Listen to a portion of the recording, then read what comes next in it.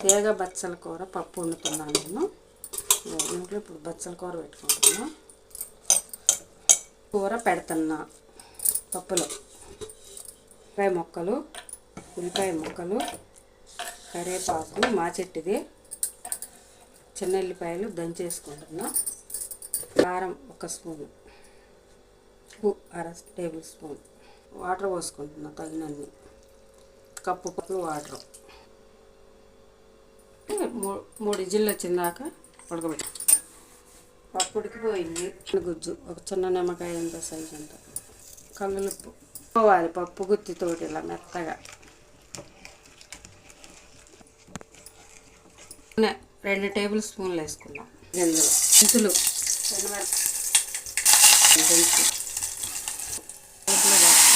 తీగ బచ్చల కూర పప్పు రెడీ.